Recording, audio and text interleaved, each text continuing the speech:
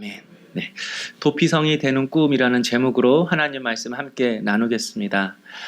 가나안 땅 분배가 모두 마치자 하나님께서는 여호수아에게 도피성을 세우라고 말씀하셨습니다.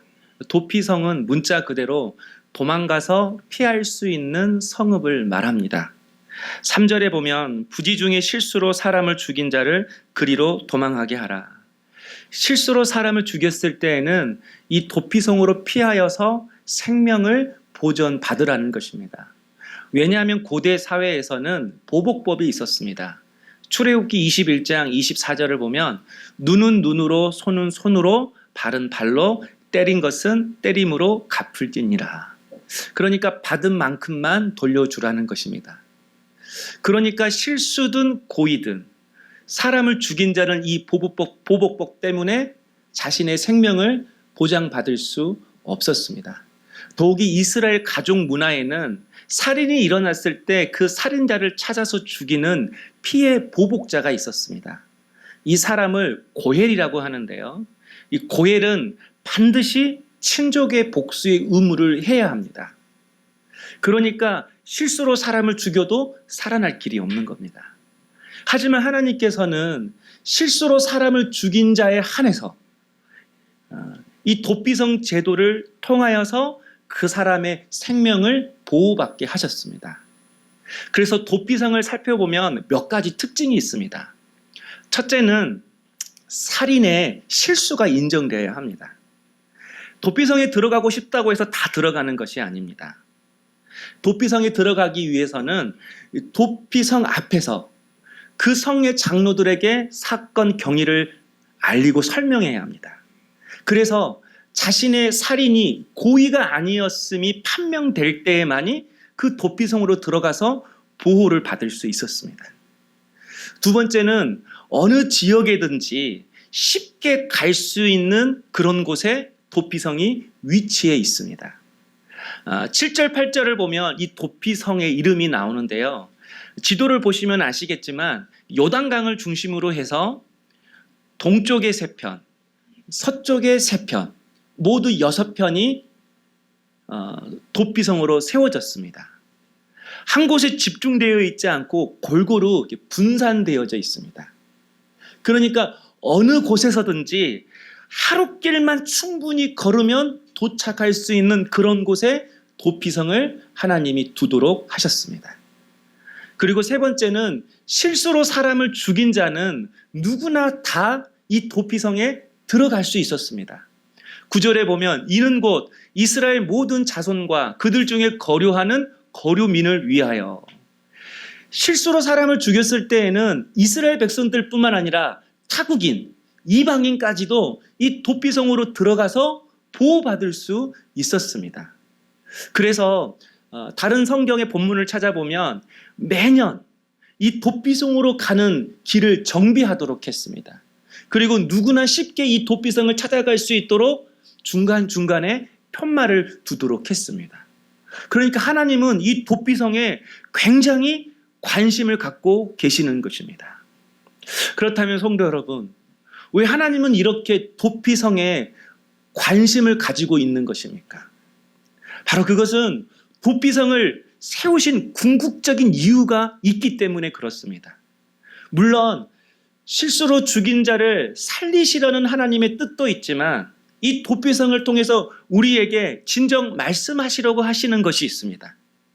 첫 번째는 우리의 진정한 도피성은 오직 예수 그리스도 한 분이라는 것입니다. 구약의 도피성은 실수로 죽인 자만 받아줍니다. 그러나 우리 예수님은 어떤 죄인도 지금 당장 지옥 갈 죄인이라도 다 받아주십니다. 남녀, 노소, 빈부, 귀천 상관없이 주께로 나오는 자는 우리 주님이 다 받아주시는 것입니다. 그러므로 지금 죄를 짓고 있고 또 죄 가운데 머물러 있다면 그 자리에 머물러 있지 말고 예수님께로 나오라는 것입니다. 그렇지 않으면 우리의 보복자인 마귀가 우리에게 찾아와서 우리의 죄를 참소하고 정죄하고 우리를 속박할 것입니다. 인생의 고난도 마찬가지입니다.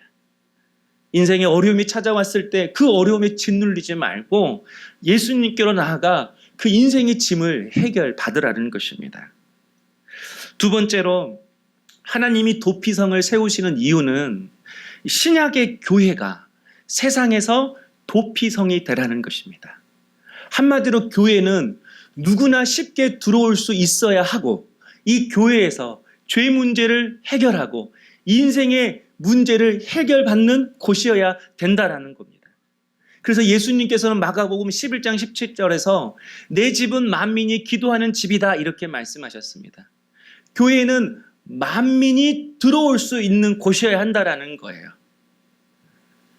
다시 말하지만 남녀노소, 빈부, 귀천, 문화, 이념, 사상, 지역, 학력을 초월해서 예수 안에 한데 어우러지는 교회가 되어야 한다라는 것입니다.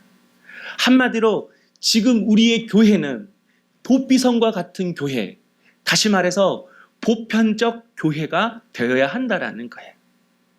오늘 이것을 여러분과 함께 말씀하고 싶습니다. 바로 우리의 교회는 보편적 교회가 되어야 한다라는 것입니다. 그런 의미에서 교회 역사를 보면 초대교회였던 예루살렘 교회가 바로 도피성과 같은 교회, 보편적 교회였습니다.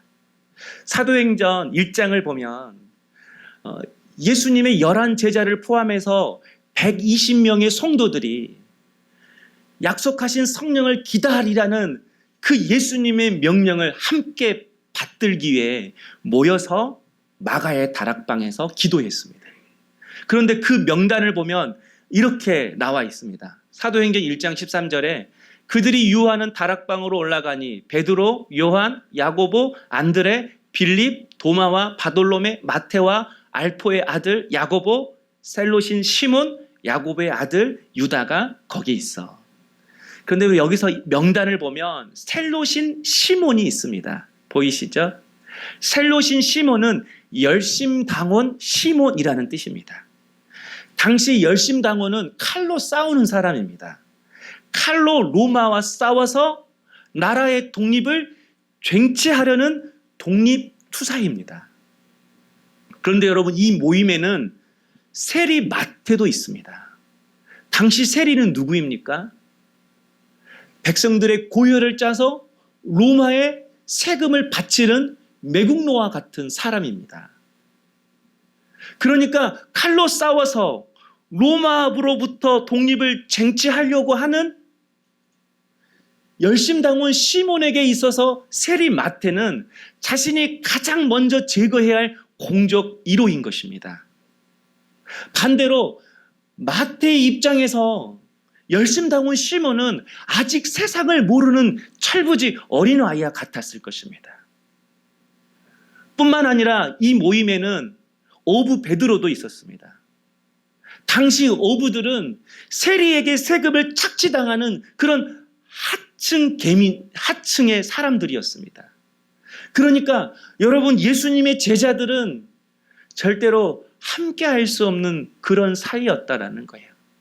그런데 이들이 약속하신 성령을 받기 위해 기다리라는 그 예수님의 말씀 안에서 함께 모여 기도했다라는 것입니다. 뿐만 아니라 그들이 함께 모였던 그 120명의 성도 속에는 존귀한 니고데모도 있었습니다. 로마의 백부장도 있었을 겁니다. 그리고 밤에 몸을 팔았던 막달라 마리아 창녀도 있었습니다. 이들 또한 물과 기름처럼 절대 섞일 수 없는 그런 사람들이었습니다. 그런 이들이 예수 안에서 하나가 되어 교회를 이룬 것입니다. 한마디로 예루살렘 교회는 보편적 교회였습니다. 사랑하는 성도 여러분, 이렇게 하나 될 수 없는 사람들이 예수 이름 안에서 하나가 되었을 때 하나님께서 그들에게 놀랍도록 역사하시는 일은 자명한 일이지 않겠습니까? 이렇게 여러분, 초대교회가, 예루살렘 교회가 보편적 교회가 될 수 있었던 그 이유는 바로 이 초대교회를 구성하고 있는 그 성도 한 사람 한 사람이 도피성과 같은 성도, 보편적인 성도였기 때문에 가능했습니다. 보편적인 교회가 되기 위해서는 보편적인 교회가 돼야만이 그렇게 되는 게 아닙니다. 교회의 성도 한 사람 한 사람이 보편적인 성도가 될 때만이 우리 교회가 그렇게 도피성과 같은 교회가 될 수 있는 것입니다. 그런데 여러분, 예루살렘 교회가 이렇게 처음부터 보편적 교회이지는 않았습니다. 대표적인 사람이 바로 예루살렘 교회였던 지도자 베드로였습니다. 이 베드로는 예수님께서 십자가 지실 때에 3번이나 모른다고 부인하고 도망갔던 사람입니다. 그런 그에게 예수님께서 다시 찾아가셔서 그를 용서하시고 내 양을 치라라는 사명을 주셨습니다. 예수님께서 베드로를 다시 품어주신 것입니다. 그런데 여러분, 베드로가 이렇게 예수님께로부터 용서를 받는 그 순간에 주님께 이런 질문을 합니다. 요한복음 21장 21절을 보면 이에 베드로가 그를 보고 예수께 여짜오되 주님, 이 사람은 어떻게 되겠사옵나이까? 여기서 이 사람은 요한을 가리킵니다. 그러니까 다시 말해서 주님, 요한은 어떻게 쓰실 거예요? 요한은 무슨 일 맡기실 거예요? 그렇게 물어본 겁니다. 아니, 베드로는 왜 이렇게 용서받고 사명을 받는 그 순간에 요한이 궁금해지는 이유가 무엇입니까? 바로 그 이유가 20절에 있습니다. 베드로가 돌이켜 예수께서 사랑하시는 그 제자가 따르는 것을 보고 예수님의 뒤를 따르는 요한을 베드로가 본 것입니다.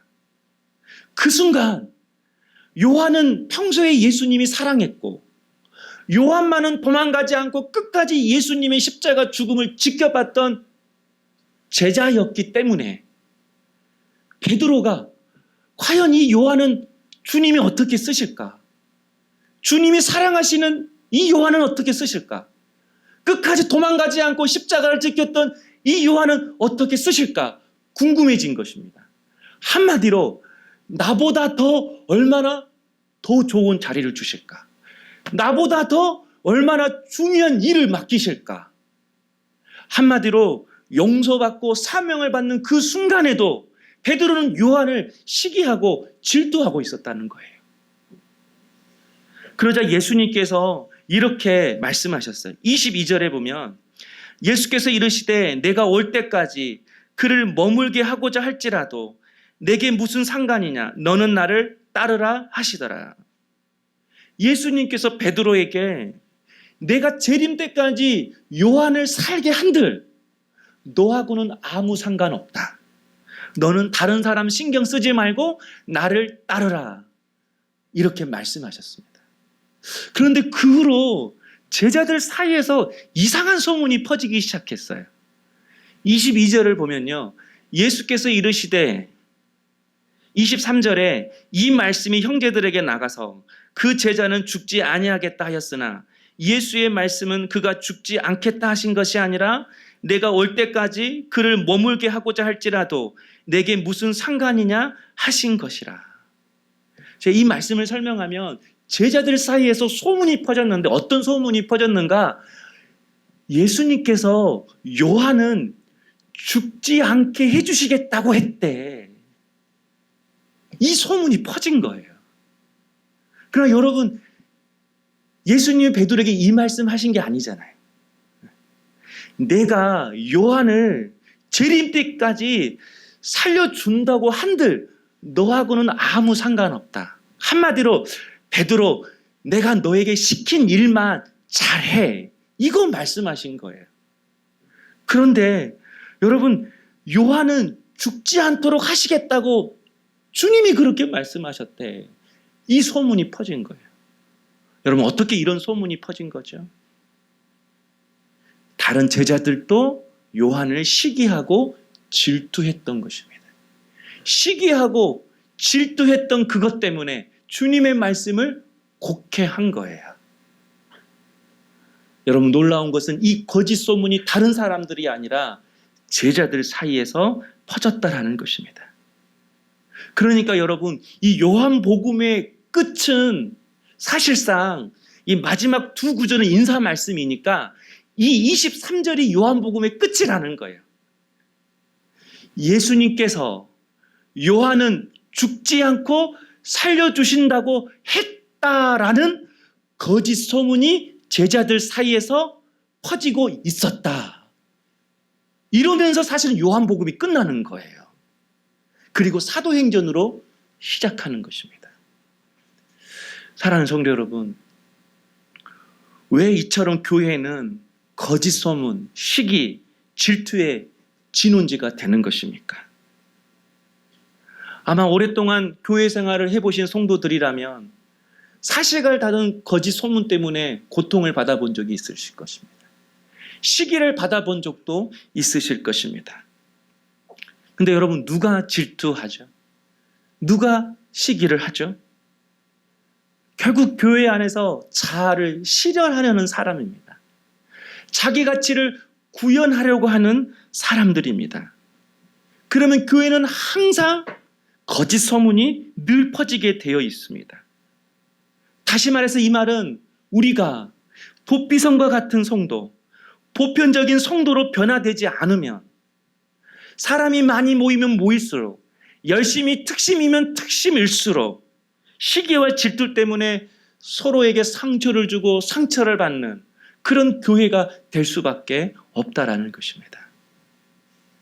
디트리 보네포 목사님이 3권의 전집을 쓰셨는데 그 전집 중에 2번째 책의 제목이 나를 따르라입니다.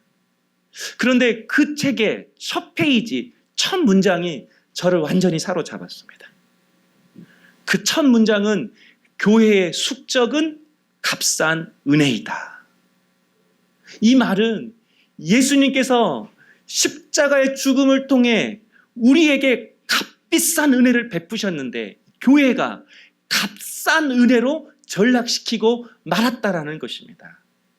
나를 따르라라는 메시지는 없고 죄의 용서의 말씀, 축복의 말씀만 선포하기 때문에 성도들이 죄와 싸우려 하지는 않고 항상 죄짓고 용서만 구한다라는 것입니다. 항상 먼저 순종하지 않고 순종할 수 있는 환경을 열어주시면 그때 순종하겠습니다라고 하면서 은혜만 구한다라는 것입니다. 그런데 예수님은 죄짓고 회개하고 나를 따르지 않고 은혜만 구하는 그런 값싼 은혜를 주시기에 십자가 지시지 않았다라는 것입니다. 죄와 싸워도 이길 수 있는 은혜, 내 앞에 바다가 갈라지지 않아도 주님께서 나를 따르라 말씀하시면 주님이 나로 바다 위를 걷게 하시겠지, 이 담대한 믿음 가지고 거친 파도로 나갈 수 있는 그런 값비싼 은혜를 주시기 위해 십자가에서 죽으셨다라는 것입니다. 그런데 우리가 그 주님의 값비싼 은혜를 받고도 항상 값싼 은혜에 만족하며 산다라는 거예요. 바로 그 이유는 나를 따르라는 이 주님의 말씀을 가르쳐주지 않고 항상 값싼 은혜만 전하는 교회에 그 책임이 있다고 말하고 있었습니다. 성도 여러분, 그동안 한국 교회는 성도들에게 충성과 헌신을 강조했습니다. 한마디로 충성하고 헌신하면 복 받는다, 이거였습니다. 그래서 모두들 열심히 신앙생활을 했습니다. 물론 그 충성과 헌신 때문에 우리나라와 교회가 복을 받았습니다. 그러나 안타깝고 아쉬운 것은 나를 따르라라는 이 주님의 이 말씀을 온전히 가르쳐 주지 못했다라는 것입니다. 목사에게 무조건 순종하고 교회에 무조건 충성하고 헌신하면 복 받는다, 이것이 교회가 가르쳐 주었던 나를 따르라의 의미였습니다. 그래서 신앙은 무조건 열심히 하는 것으로만 생각을 합니다. 지금 추악한 죄를 짓고 있어도 내가 교회에서 열심히만 봉사를 하면 하나님이 다 덮어주시고 복 주시는 것으로만 생각을 합니다. 또한 기도원에서는 예언하는 목사님들이 쪽집게 가위처럼 헌금을 받고 돈 잘 버는 법, 성공하는 법을 가르쳐 줍니다. 그러니까 기도원만 갔다 오면 성도들이 달라지는 것입니다. 그때부터 교회는 자기 실현의 장소가 되는 겁니다. 열심히 해야 되는 거죠. 충성해야 되는 거죠. 쪽집게 가해 강사가 성공하고 돈 버는 법 가르쳐줬으니까 그거 해야죠. 그런데 교회 와서 열심히 하려다가 보니까 다른 사람들이 중요한 일을 맡고 있는 겁니다. 많은 일을 맡고 있는 겁니다. 그리고 내가 일을 할 때마다 부딪히는 겁니다. 그러니까 함께 일해야 할 동역자가, 사랑해야 할 대상들이 내 복을 가로막는 사람이 되는 거예요. 나로 하여금 복을 못 받게 하는 사람들이 되는 것입니다. 그래서 다투고 질투하는 것이죠. 여러분, 왜 이렇게 되는 것이죠? 그분들에게 성도는 양이 아니라 고객이기 때문에 그렇습니다.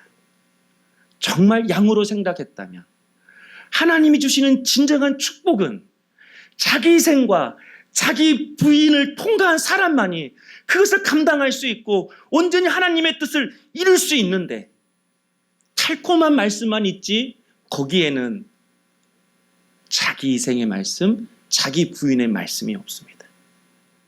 왜냐하면 또 와야 하기 때문에. 그래서 주님의 값비싼 은혜를 값싼 은혜로 만들어 버린 것입니다. 사랑하는 성도 여러분, 이제 우리는 정말 그리스도를 따르는 것이 무엇인지 진지하게 고민해 보아야 합니다. 교회가 좀 커져서 제가 이 말을 해야 되는데, 저의 목표는 이제 교회가 커지는 것이 아닙니다.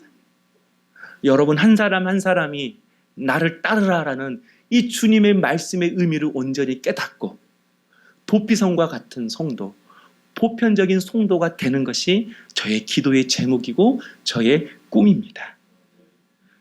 그럴 때 여러분, 교회는 자연스럽게 보편적인 교회가 되는 것입니다. 베드로가 이렇게 바뀌었습니다. 요한을 시기하고 질투했던 베드로가 오순절 성령 강림의 역사를 통하여서 보편적인 성도로 바뀌게 되었습니다. 그래서 사도행전 3장 1절을 보면 제9시 기도 시간에 베드로와 요한이 성전에 올라갈 때 시기하고 질투했던 그 요한이 이제는 기도의 동역자가 되었습니다. 사도행전 4장을 보면 베드로와 요한이 함께 복음을 전하다가 산헤드린 공의에 붙잡혔습니다. 여러분, 산헤드린 공의는 어떤 것이죠? 예수님을 붙잡아서 사형 판결을 내린 곳입니다. 그런 위험한 곳에 베드로와 요한이 섰습니다. 그런데 그들이 한 마음으로 이렇게 고백합니다.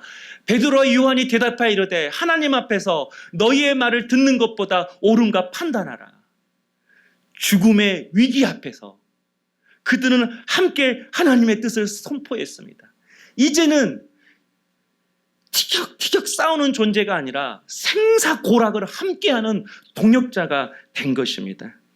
한마디로 보편적인 성도가 된 것입니다. 어떻게 이렇게 베드로는 바뀌었을까요? 바로 예수님께서 베드로 자신에게 하셨던 나를 따르라는 이 말씀의 의미를 비로소 깨닫게 된 것입니다. 마가복음 1장 17절에 예수께서 이르시되 나를 따라오라. 내가 너희로 사람을 낚는 어부가 되게 하리라. 예수님께서 베드로에게 나를 따라와라 말씀하시면서 내가 너로 사람을 낚는 어부가 되게 하겠다라고 말씀하셨습니다. 그런데 여러분, 이 말씀을 헬라어 원문으로 충실하게 번역을 해보면 사람을 낚는 어부가 아니라 사람의 어부가 되게 하리라, 이렇게 해석하는 것이 맞습니다. 사람을 낚는 어부와 사람의 어부가 되는 것은 의미에 있어서 큰 차이가 있습니다. 사람을 낚는 어물은 자신이 주어입니다. 자신이 주인입니다. 그래서 자기 자신을 위해서 사람들이 존재하는 것입니다. 그런데 사람의 어부는 사람들을 위해 자신이 존재한다라는 거예요. 그러니까 예수님께서 자신에게 나를 따르라고 하셨던 그 말씀의 의미는 자아실현을 위해서 사람들에게 그물질하는 어부가 아니라 자신의 그물로 사람들을 품어서 그들을 섬기는 사람의 어부가 되라 라는 예수님의 그 말씀의 의미를 비로소 깨달은 것입니다. 그러니까 베드로는 요한을 낚는 어부가 된 것이 아니라 이제는 요한의 어부가 되기로 결단했다라는 거예요. 요한을 이리저리 자기 마음대로 하는 것이 아니라 그 요한을 마음의 그물로 품어서 섬기기로 했다라는 거예요. 베드로는 이렇게 사람의 어부가 되었습니다. 그런 그가 예루살렘 교회의 지도자가 되었기 때문에 예루살렘 교회도 보편적인 교회, 도피성과 같은 교회가 될 수 있었습니다. 사랑하는 성도 여러분, 여러분은 사람들을 그물질하고 살고 있습니까? 아니면 그물로 사람들을 품고 있습니까? 오늘 예수님께서 우리에게도 동일하게 말씀하십니다. 나를 따르라. 바로 세상에서 나와 다른 사람이라 할지라도 그 사람을 나의 품으로 품고 섬길 수 있는 도피성과 같은 성도, 보편적인 성도가 되기를 원하신다라는 것입니다. 그런데 이런 보편적인 성도가 되기 위해서는 희생이 따릅니다. 그런데 우리는 희생을 이야기할 때 항상 주님을 위해, 누군가를 위해 열심히 하는 것을 희생으로만 생각합니다. 그러나 내가 할 수 있음에도 때로는 하지 않는 것, 그것이 희생일 수 있습니다. 내가 내려놓는 것, 그것이 희생일 수 있습니다. 내가 포기하는 것, 그것이 희생일 수 있습니다. 그래서 연약한 자를 세워주는 것, 그것이 희생일 수 있습니다. 바로 이것이 사람의 어부가 되는 것입니다. 저번 주에 제 아내가 한 성도님으로부터 이야기를 듣고 와서 저에게 말을 전해주었습니다. 요즘 다문화 가정의 자녀들이 사춘기 때 많은 방황을 한다는 것입니다.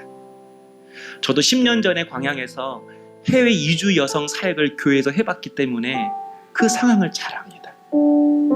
다문화 가정의 엄마들은 대부분 동남아 이주 여성들입니다. 우리보다 못 사는 나라죠. 그리고 남편과 아내의 나이 차이가 엄청 많습니다. 그러니까 항상 시댁과 남편으로부터 무시를 당합니다. 그리고 가정의 환경이 넉넉지 않습니다. 그런 환경 속에서 엄마가 무시당하는 그런 모습을 보고 타문화 가정의 자녀들이 자라납니다. 그런데 사춘기가 되었어요. 점점 자신의 몸도 자라나다 보니까 한국의 아이들과 외모가 달라지는 겁니다. 그러니까 한국 아이들도 이 아이를 알게 모르게 차별하는 것입니다. 그러니까 이 아이가 공부도 잘하고 똑똑하고 착하고 성품도 좋은데 자살을 여러 번 시도했다라는 겁니다. 그러면서 하시는 말이, 이 애가 정말로 예수님을 만나게 되면 자신이 얼마나 주님 앞에서 존귀하고 가치 있는 존재를 깨닫게 될 텐데, 세상의 외모 조건이 가치가 아니라 자기 자신이 하나님 앞에서 얼마나 사랑스러운 존재임을 깨닫게 될 텐데, 이 애가 예수님 만났으면 좋겠습니다. 그러면서 그 아이를 위해 기도하고 있다라는 것입니다. 그 성도님은 자신의 마음의 그물로 이 아이를 품고 있었던 것입니다. 사랑하는 성도 여러분, 우리도 사람의 어부가 됩시다. 사람을 낚는 어부가 아니라 내가 주인이 되어서, 내가 주어가 되어서 내 마음대로 그물질하는 인생이 아니라 사람의 어부가 되어서 내 마음으로 품어서 약하고 연약하고 힘들어하는 사람들, 영혼들을 섬기고 세워갈 수 있는 우리 물된 동산교회 성도님 될 수 있기를 소망합니다. 우리 성도님들이 이렇게 한 사람 한 사람 사람의 어부로 세워질 때에 우리 교회는 세상의 어부가 될 줄로 믿습니다. 바로 이것이 나를 따르라라는 주님의 말씀입니다. 여러분에게 도전합니다. 우리 성도님들이 사람의 어부가 될 수 있기를 소망합니다. 여러분의 가정에서 가정의 어부가 되십시오. 학교에서, 직장에서 사람의 어부가 되십시오. 보피성과 같은 성도가 되십시오. 그것이 나를 따르라는 주님의 명령인 줄로 믿습니다. 오늘 이 말씀 붙들고 우리 함께 기도하기를 원합니다. 사랑하는 성도 여러분, 지금 여러분은 어떻게 살고 있습니까? 내가 주인이 되어 그물질하며 살고 있습니까? 아니면 그물로 사람들을 품고 있습니까? 주여, 이제 내가 사람의 어부가 되게 하여 주시옵소서. 약하고 연약한 자들을 세울 수 있는 하나님 보피성과 같은 성도 되게 하여 주시옵소서. 내 가정을 섬길 때에도 하나님, 내가 그물질하는 것이 아니라 이 가정을 위해 어부가 되겠다라고 결단하는 저희들 되게 하여 주시옵소서. 우리 함께 말씀을 의지하시면서 기도하겠습니다.